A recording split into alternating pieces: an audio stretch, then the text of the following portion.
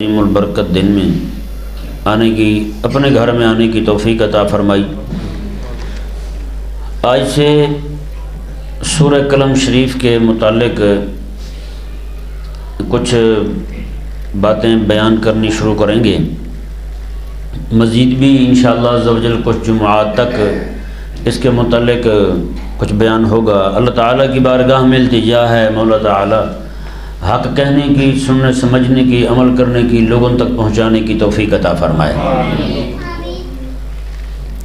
اللہ تبارک و تعالی نے کریم آقا صلی اللہ علیہ وآلہ وسلم کو جب دعوت اور تبلیغ کا حکم ارشاد فرمایا تو کریم آقا صلی اللہ علیہ وآلہ وسلم اتنی تندہی کے ساتھ، اتنی محنت کے ساتھ، اتنی جد و جہد کے ساتھ آپ نے تبلیغ کا اور دعوت کا کام شروع کیا کہ رات دن بس ایک ہی فکر ہے، رات دن ایک ہی فکر ہے۔ ہاں جی، جہاں جاتے دیکھتے ہیں حضور کے وہاں کچھ لوگ جمع ہیں، وہیں جا کے آقا علیہ السلام انہیں دعوت حق دینا شروع کر دیتے ہیں۔ ہاں جی، یہاں تک کہ دو ان کے میلے لگتے تھے بہت بڑے، جو سالانہ میلے تھے ان کے، ایک سوق کاز کے نام سے اور ایک سوق مجنہ کے نام سے، دو میلے لگتے تھے ان کے، مشرکین کے، عربوں کے، پورے یعنی کہ لوگ اکٹھے ہوتے تھے وہاں پر، کوئی چیزیں لاتے تھے وہاں بیچنے کے لیے، کوئی خریدنے کے لیے لاتے تھے۔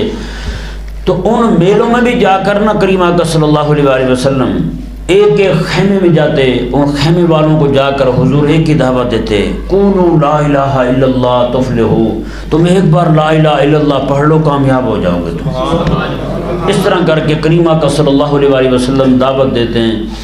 ایک ایک بندے کو کئی بار آقا علیہ السلام نے دعوت دی، یہاں تک کہ جب انہوں نے شیب ابی طالب میں کریم آقا صلی اللہ علیہ وآلہ وسلم کو محصور کر دیا 3 سال کے لیے، 3 سال پورے کریم آقا صلی اللہ علیہ وآلہ وسلم بالکل وہیں محصور رہے، باہر کسی کو وہاں آنے کی اجازت نہیں، آقا علیہ السلام کو کہیں جانے کی اجازت نہیں، یہاں تک کہ آقا علیہ السلام کا پورا قبیلہ وہاں قید ہے، پورا قبیلہ۔ شیب ابی طالب میں آج بھی وہ جگہ موجود ہے، حجاج کرام نے وہ جگہ دیکھی ہوگی۔ تو شیب ابی طالب میں کھانے پینے کو کچھ نہیں آتا۔ حضرت حکیم بن حزام رضی اللہ تعالیٰ عنہ جو ہیں وہ ابھی مسلمان نہیں ہوئے لیکن آقا علیہ السلام سے محبت کرتے تھے، حضرت خدیجہ رضی اللہ تعالیٰ عنہ کے بھتیجے تھے۔ یہ ان کا باہر سے مال آتا تھا، تجارتی سامان آتا تھا، یہ جب وہاں سے گزرنے لگتے نا شیب ابی طالب کی طرف جو راستہ جاتا تھا، وہاں آ کر کے زور سے گدھوں کو مارتے، 3-4 گدھے 5 گدھے سامان سے لدے ہوئے یہ دوڑا دیتے تھے آقا علیہ السلام کی طرف۔ ہاں جی، اس طرح کر کے وہ سامان اتارتے تو اپنے کام میں لاتے تھے، یعنی بچے وہاں پہ بلکتے تھے، ان کے دودھ تک خشک ہو گئے، پینے کو پانی نہیں ہے، کچھ بھی نہیں ہے، درختوں کے پتے کھا کے گزارا کر رہے ہیں یہ 3 سال پورے۔ لیکن جیسے حج کے مہینے آتے تھے، حج کے مہینوں میں وہ کچھ نہیں کہتے تھے۔ آقا علیہ السلام ان مہینوں میں 3 مہینے ہوتے تھے، ان 3 مہینوں میں آقا علیہ السلام باہر تشریف لاتے، لوگوں کو جا کر دعوت دیا کرتے تھے۔ حج کے موقع پر لوگ، حج کے موسم میں لوگ جمع ہوتے، انہیں جا کر آقا علیہ السلام دعوت دیتے۔ ایک راوی ہیں آقا علیہ السلام کے صحابی ہیں، بعد میں کلمہ پڑھا، وہ کہتے ہیں کہ میلے میں گیا، وہاں میں نے دیکھا کہ ایک نوجوان ہے، بڑا خوبصورت ہے، وہ آگے آگے جا رہا ہے، ایک بندہ پیچھے، اس نے پوری جھولی بھری ہوئی ہے پتھروں کی، وہ پتھر مارتا ہے اس جوان کو اور ساتھ کہتا ہے لوگوں اس کی بات نہ ماننا، یہ بندہ جھوٹا ہے۔ ہاں جی، تو کہتے ہیں میں نے جا کر کے جب پوچھا کہ یہ کون ہے جو مار رہا ہے پتھر، وہ کون ہے، یہ پتھر لگ رہے ہیں وہ کون ہے؟ انہوں نے کہا جو پتھر مار رہا ہے یہ ابو لہب ہے، اور جنہیں پتھر لگ رہے ہیں یہ محمد صلی اللہ علیہ وآلہ وسلم ہیں۔ انہوں نے کہا کیا سبب پیش آیا ہے، کیوں آخر یہ؟ انہوں نے کہا جی وہ دعوت لے کے اٹھے ہیں، لوگوں کو کہتے ہیں خدا ایک ہے، بس وہ ایک کو مان لو، کہتے ہیں یہی دعوت کی وجہ سے یہ ان کا دشمن ہے، وہ دعوت سے بعد نہیں آتا، یہ تکلیف دینے سے بعد نہیں آتا۔ آپ سوچ سکتے ہیں کریم آقا صلی اللہ علیہ وآلہ وسلم نے کتنی جد و جہد کے ساتھ، جان فشانی کے ساتھ، عرق ریزی کے ساتھ اتنی محنت شاقہ اٹھائی آقا علیہ السلام نے دینی حق کا پیغام پہنچانے کے لیے۔ بھائی جس طرح آقا صلی اللہ علیہ وسلم پر لازم تھا دینی حق کی دعوت لوگوں تک پہنچانا، غلبہ حق کے لیے کام کرنا، آج کے علماء پر اور عوام پر بھی اسی طرح لازم ہے۔ میں صحیح کہہ رہا ہوں، جو مولوی رسول اللہ علیہ السلام کے منہج کو چھوڑ بیٹھے ہیں، آقا علیہ السلام کے دعوتی کام کو چھوڑ بیٹھے ہیں، کہیں یہ نہ ہو قیامت والے دن پکڑے جائیں۔ ان سے یہ پوچھا جائے گا کہ دین تم تک جو میرے حبیب کریم علیہ السلام نے اتنی تکالیف شاقہ اٹھا کر کے تم تک پہنچایا تھا، تم نے اس کا کیا حق ادا کیا ہے؟ بتائیں، بلغ ما انزل الیک، رب تعالیٰ نے فرمایا حبیب جو کچھ بھی آپ پر نازل کیا گیا ہے سارے کا سارا آپ لوگوں تک پہنچا دیں۔ بتائیں آج سارے کا سارا پہنچایا ہے ہم نے؟ لوگوں تک پہنچایا ہم نے؟ ہم تو وہی 4 باتیں جو رکھی ہوئی ہیں پورا سال، آج کے مہینے میں جو بات ہو رہی ہے نا اگلے سال اس مہینے میں وہی بات ہوگی ہمارے۔ جی آج کے جمعے میں جو بات ہو رہی ہے اگلے سال اس جمعے کو یہی بات ہوگی ہمارے۔ آج جو عید والے دن ہم نے تقریر کی اگلے سال تک جمعے والے دن یہی تقریر ہوگی ہماری۔ آج 12 ربیع الاول کو جو ہماری تقریر ہوئی اگلے سال وہی تقریر ہوگی۔ یار کریم آقا صلی اللہ علیہ وآلہ وسلم نے اب بتائے نا 23 سال کے عرصے میں حضور نے پورا دین پہنچایا ہے، اور تم جناب پورے 48 جمعے بنتے ہیں، 48 جمعات میں آپ تقریر کرتے ہیں آدھا گھنٹہ، اور آدھے گھنٹے 48 جمعے ہیں جی، اس کو آدھا کریں گھنٹے کتنے بنیں گے؟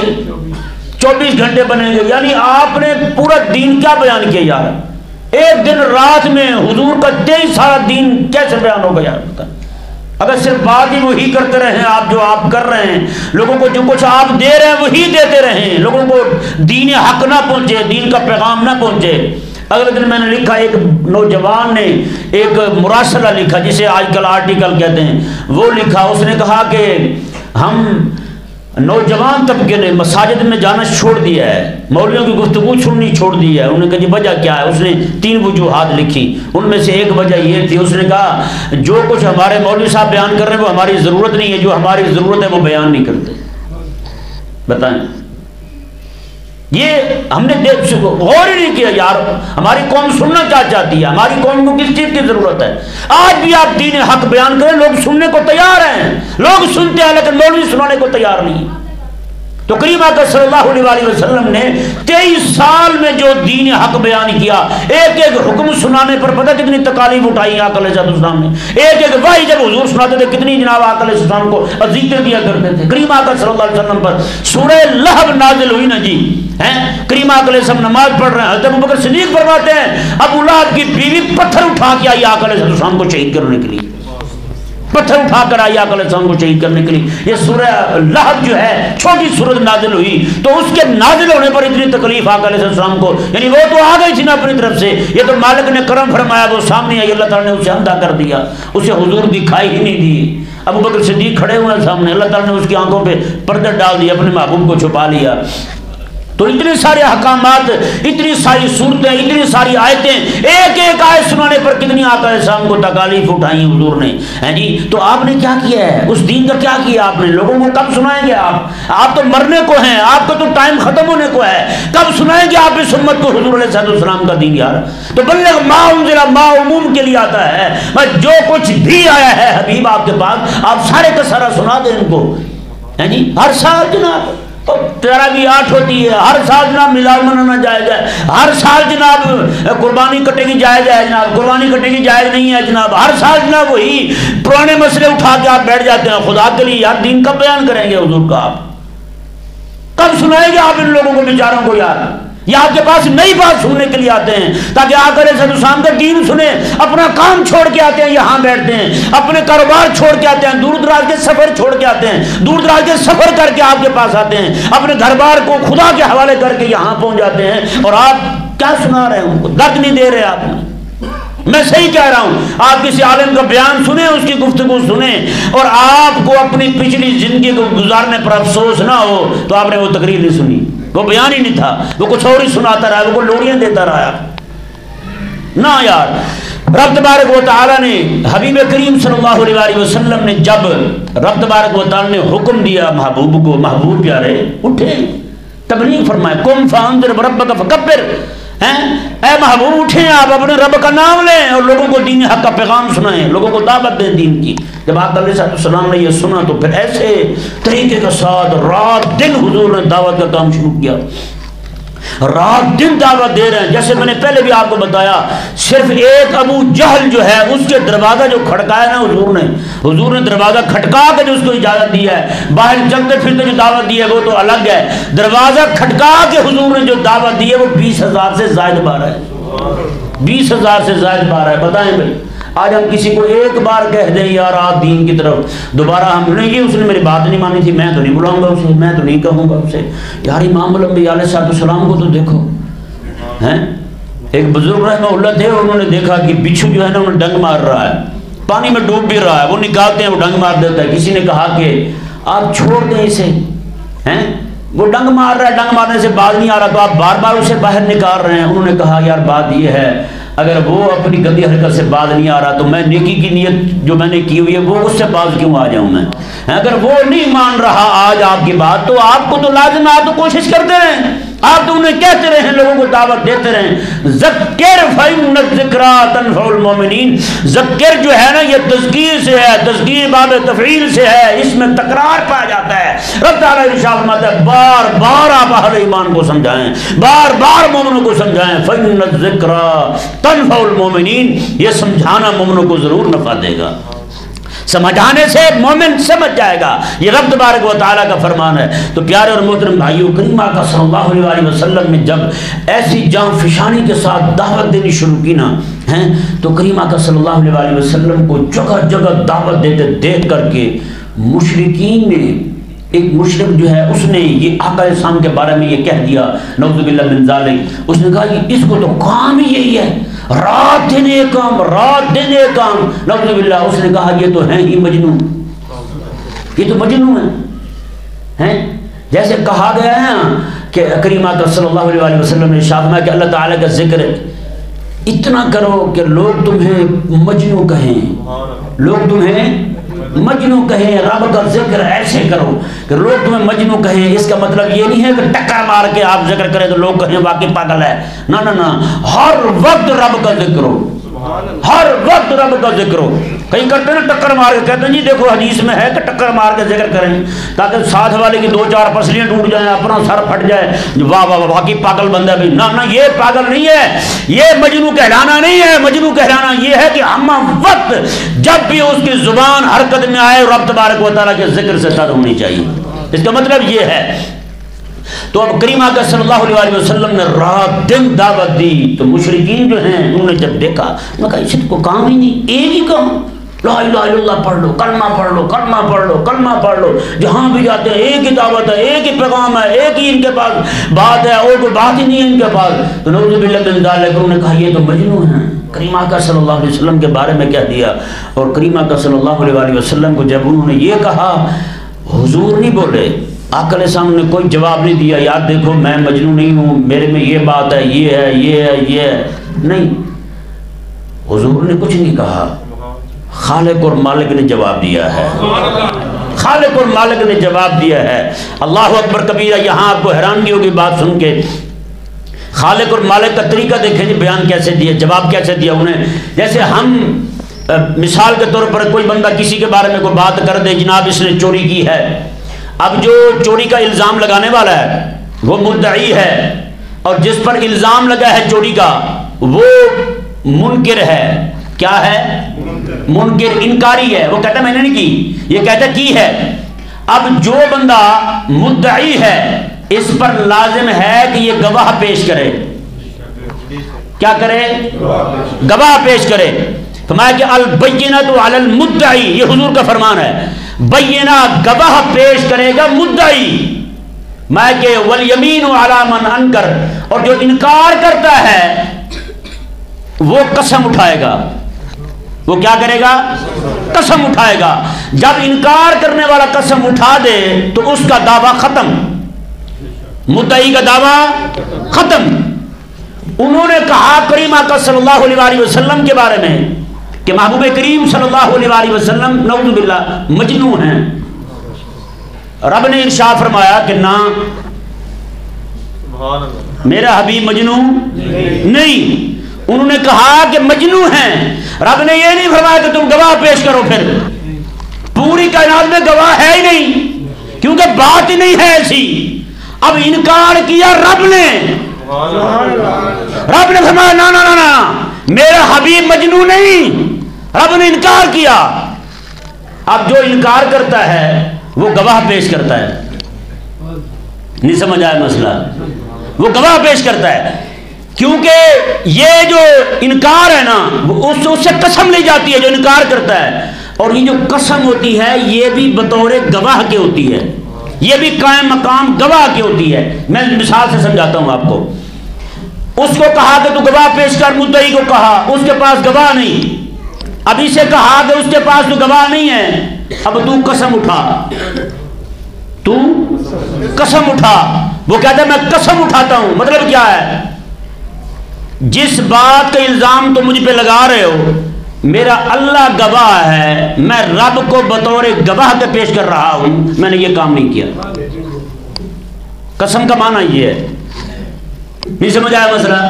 میں رب تبارک، تمہارے پاس گواہ نہیں ہے، اب میں رب کو گواہ لا رہا ہوں کہ میں نے یہ کام نہیں کیا، میں رب کو گواہ لا رہا ہوں میں نے یہ کام نہیں کیا، یہ مجھ پہ الزام ہے، رب میری گواہی دے رہا ہے، میں رب کو بطور گواہ کے پیش کرتا ہوں، اللہ کی قسم میں رب کو بطور گواہ کے پیش کر رہا ہوں میں نے ایسا کام نہیں کیا۔ رب تبارک و تعالی نے کیا انکار۔ اب ذرا سمجھے ذرا مسئلے کو، رب نے کیا انکار، اب رب گواہ کسے پیش کرے؟ رب کون سی قسم دے؟ قسم دے رب نے، اور قسم جو ہے وہ بھی قائم مقام گواہ کے ہے۔ رب تبارک و تعالی نے ارشاد فرمایا اللہ اکبر کبیرہ، رب نے فرمایا نون والقلم وما یسطرون، مایا کہ میرا حبیب مجنون نہیں ہے، اور میں بطور گواہ کے رب فرماتا میں قسم اٹھاتا ہوں، قلم کی بھی جو قلم کے ساتھ لکھا جاتا ہے اس کی بھی قسم اٹھاتا ہوں، قلم بطور گواہ کے پیش کر رہا ہوں، اور جو کچھ لکھا جاتا ہے جو تحریریں ہیں علماء کی، میں جو قلم ہے، جو قلم کی تحریر ہے وہ لوح محفوظ میں ہو یا پھر علماء کی تحریریں ہوں، رب فرماتے میں اسے بطور گواہ کے پیش کرتا ہوں۔ آؤ اتنی بڑی گواہی ہیں، اتنے بڑے گواہ، دو گواہ کریمہ کا صلی اللہ علیہ وسلم کے حسن خلق پر، حضور کی عظمت اور رفعت شان پر رب تبارک و تعالی نے پیش فرمایا۔ رب تعالی نے فرمایا یہ گواہ ہیں، یہ کیا ہیں؟ یہ گواہ ہیں، میں ان کی قسم کا ارشاد فرماتا ہوں۔ اب اندازہ لگائیں کریمہ کا صلی اللہ علیہ وسلم، آپ کی عظمت و شان، آپ پر الزام لگا جنون کا، رب تبارک و تعالی نے انکار کیا اور بطور گواہ کے کینے پیش کیا؟ قلم کو اور تحریروں کو۔ اگلے جمعے پھر انشاءاللہ تو اسے کھولیں گے۔ ذرا لفظ نون جو ہے، نون کو دیکھیں آپ، لفظ نون، حرف نون یہ حروف مقطعات میں سے ہے۔ اب کو نون کا معنی کیا بیان کرے گا؟ کوئی کرے گا بیان؟ نہیں نہ کر سکتا نون کا بیان، کیا بیان کرے گا؟ حضرت سیدنا عیسیٰ علیہ نبینا و علیہ السلام، یہ ذہن میں رہے یہ حروف ہیں، ان سارے حروف کے معانی اور مفاہیم اور ان کے نیچے پوشیدہ معارف سے اللہ تعالیٰ کے انبیاء اور انبیاء کرام علیہ السلام کے واسطے سے اولیاء اور علماء جنہیں رب عطا فرمائے وہ واقف ہوتے ہیں، وہ واقف ہوتے ہیں۔ حضرت عیسیٰ علیہ السلام کی عمر مبارکہ 5 سال ہے ابھی۔ کتنے سال ہے؟ اماں جان نے ہاتھ پکڑا، کہا بیٹا آؤ میں آپ کو مدرسے چھوڑاؤں، مدرسے چھوڑاؤں، لے گئے مدرسے۔ انہیں کیا پتا یہ نبی ہے، یہ تو کائنات کو پڑھانے آیا ہے، پڑھنے نہیں آیا ہیں۔ عیسیٰ علیہ السلام جو ہیں آپ کو لے کر کے مدرسے گئی، استاد کو کہا مولوی صاحب اسے پڑھائیں میرے بیٹے کو بھی، کیونکہ اس وقت مسجد اقصی شریف بہت بڑا مدرسہ تھا، ہزاروں کی تعداد میں طالب علم وہاں پڑھتے تھے ہیں جی۔ ان کے رئیس المدرسین حضرت سیدنا زکریا علیہ السلام تھے، بڑے بڑے اجلہ علماء وہاں موجود، ہزاروں کی تعداد میں اساتذہ تھے وہاں پڑھانے والے، اتنا بڑا جامعہ تھا اس وقت کا، عیسیٰ علیہ السلام کے زمانے کا، سمجھ آیا نا جی۔ حضرت سیدنا عیسیٰ علیہ السلام جا کر بیٹھے، استاد نے کہا کہ پڑھو الف۔ عیسیٰ علیہ السلام نے فرمایا جی پہلے اس کا معنی تو بتائیں، الف کا معنی کیا ہے پہلے یہ تو بتائیں۔ آگے سے وہ کہنے لگے جی اس کا معنی تو معلوم نہیں ہے، اس کا معنی ہے ہی نہیں۔ حضرت عیسیٰ علیہ السلام نے فرمایا پھر مجھے وہ چیز کیوں پڑھا رہے ہیں جس کا معنی ہی نہیں، وہ کیوں پڑھا رہے ہیں جس کا مطلب ہی کوئی نہیں؟ تو وہ کہنے لگا کہ بیٹا اس کا مطلب ہوتا ہی نہیں، ان کا مطلب نہیں ہوتا، یہ جب جڑتے ہیں تب مطلب بنتا ہے. تو کہتے ہیں جب جڑے ہوئے پڑھاؤ نا پھر یہ کیوں پڑھاتے ہیں؟ ان کا پہلے یہی پڑھنا پڑتا ہے. حضرت عیسیٰ علیہ السلام نے جب کہا کہ پھر تو آپ دانا نہیں ہوئے ہیں، آپ ایسی چیزیں بچوں کو پڑھاتے ہیں جن کے معنی آپ کو معلوم نہیں، جن کے مفاہیم سے آپ آگاہ نہیں، وہ کیا پڑھائیں گے آپ بچوں کو؟ جب یہ فرمایا عیسیٰ علیہ السلام نے تو وہ کو تھوڑا سا سمجھا، استاد سمجھا تھوڑا سا کوئی بات ہے، کہا بیٹا آپ کو معلوم ہے،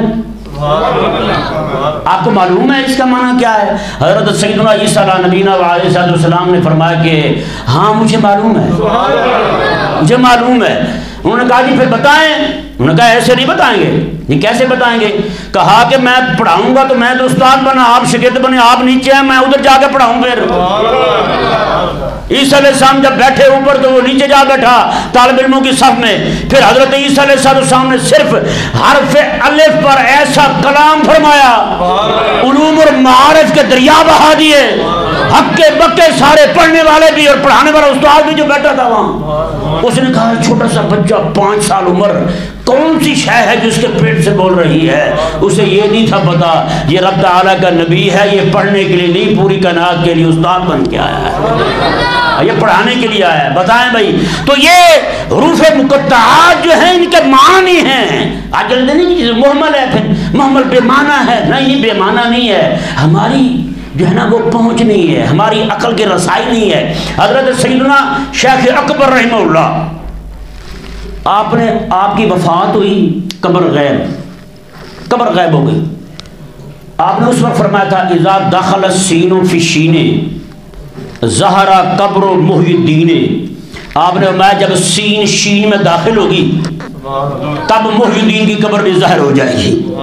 جب سین شین میں داخل ہوگی تب محی الدین کی قبر بھی ظاہر ہو جائے گی. تو ہوا کیا؟ سارے لوگ ہکے بکے تھے، لیکن جیسے ہی بادشاہ سلیم شام میں آیا، سین شین میں گئی، لوگ حیران تھے سین شین میں کیسے چلی جائے گی. انہوں نے کہا سین شین میں نہیں جاتی، سلیم شام میں آئے گا. جی جب سلیم بادشاہ شام میں آیا تو ان کی قبر ظاہر ہو گئی، لوگوں کو پتہ چل گیا شیخ اکبر رحمہ اللہ کا مزار یہ ہے. آپ پتہ کیا ارشاد فرماتے ہیں؟ آپ فرماتے ہیں کہ صرف حروف مقطعات سورتوں کے شروع میں ہیں، نون، قاف، صاد، الف لام میم، یہ والے.